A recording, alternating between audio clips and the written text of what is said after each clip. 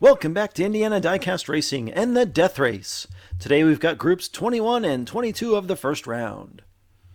Hitting leadoff, Circus returns to the triangle in How to Electrify Your Dragon, a Tesla Model 8 weighing 50.3 grams for Heartbeat Racing. Driver number 2 is Mr. Dark himself from Dubious Diecast in a muscle bound called Menace, weighing 44.7 grams. Next we've got Goose, driving an aptly named Maverick Grabber weighing 49.2 grams called Tomcat. And rounding out the group is yet another Arlo Racing driver. Crystal Ziti makes another tournament appearance in Zippy 2, a NASCAR Toyota with that classic Arlo fade. Circus and Mr. Dark start up front. Somewhere behind that dragon is Goose and Crystal. I expect this to be a very competitive group, and Circus is able to get a dragon's breath ahead of Mr. Dark. They're quickly single file, and Mr. Dark rolls on the overpass. He takes a hit from Goose, and Circus will run away with lap 1. Crystal just able to get across the line after that violent collision. Ooh, and she's lost her hood gun. Another save brought to you by the Subtrack Safety Surface. Mr. Dark seems stable enough, but caught just enough of a bump, his massive roof gun pulls him over. Dubious Diecast with some catching up to do after 1.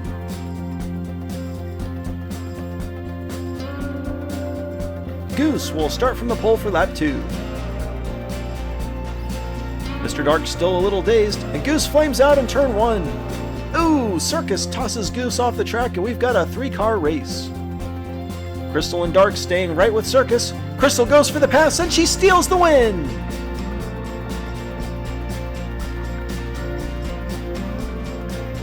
And that's not Goose. Oh, there he is, safe on the safety surface. Goose with a good start, but an unfortunate result when Crystal gives him too much help. Circus still on top with 7, Mr. Dark 2, Goose 3, and Crystal Ziti 6. Crystal and Goose shared the front row, Dark and Circus in the back. Dark and Circus would make a good band name. It's a close start, and Goose able to put himself out front. They settle into line, and Circus looks inside Crystal, but she puts on the block. They continue to battle, and Crystal falls all the way to the back. Coming out of 2, Circus decides he's going to make a move on Crystal, who sees it coming and turns into him on the overpass. Circus gets position in the triangle, though, and whoa! Crystal nearly gets tossed off the backside of the track, causing her to lose a ton of speed. Circus extends his lead to 3 in good position to advance. With only 4 points, Mr. Dark is going to need a miracle. And he'll have to make good use of the pole position here on lap 4. Ooh, and it's not going to happen as Crystal Ziti picks him up and tosses him over the side. That was brutal. She leads the group through the triangle, and she'll win as Goose and Circus spin in the back. That Subtrack Safety Surface really coming in handy today. A little burgeoning team rivalry here as Mr. Dark looks to make something happen, and Crystal wasn't having any of it. Circus quietly wins Group 21, and Crystal Ziti edges out Goose for 2nd. But Goose's 10 points will add him to the wildcard hopefuls. In Group 22, in the 2nd enforcer we've seen this tournament, Ladyface returns for Golden Owl Racing in Trachea Chop, her 47.9 gram vehicle.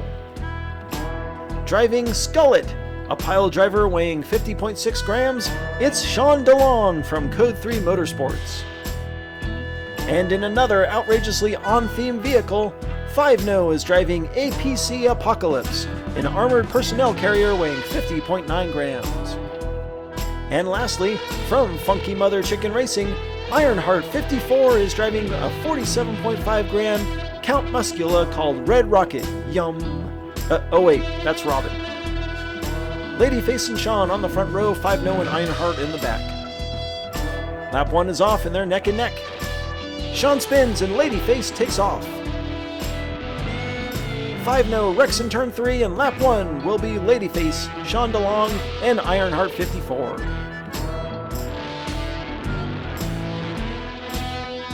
Sean can't keep his heavy behind him and spins, holding up the Ironheart and allowing Ladyface to run away with lap 1.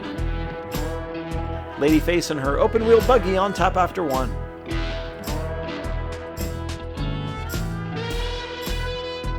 Five-No assumes the pole with Ladyface outside. Five-No holds up Ironheart, and Sean DeLong departs the track just before turn 2.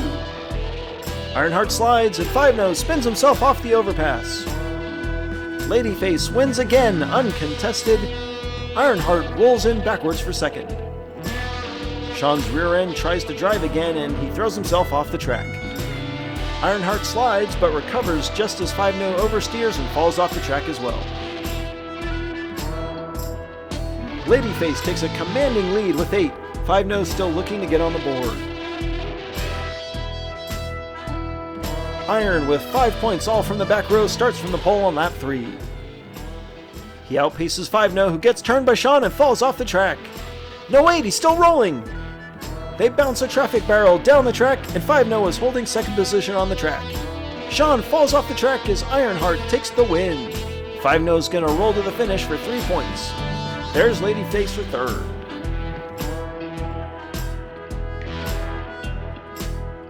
That pesky exit to turn 1 has been the doom of many outside lane starts, and Five-No is nearly the next victim, but he ricochets off the traffic barrel and winds up back on the track.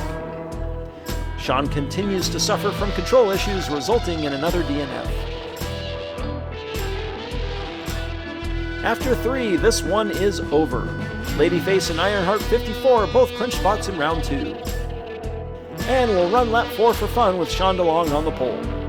You know, I kind of feel like Sean deserves bonus points for using skull wheels, because those are some of my favorites.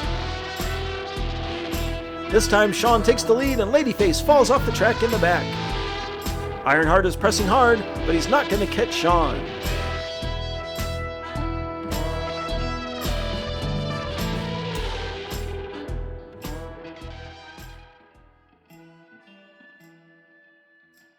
Ironheart 54 overtakes Ladyface for the Group 22 win. Goose puts up 10 and joins the wildcard list, but sadly with only 2 spots, all those great drivers that scored 9 are subsequently eliminated.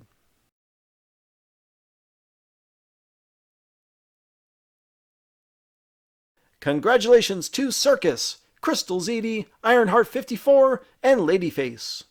This has been Jim D for Indiana Diecast Racing. Be sure to check in next time for more slightly above mediocre diecast racing and round 1, groups 23 and 24 of the Death Race.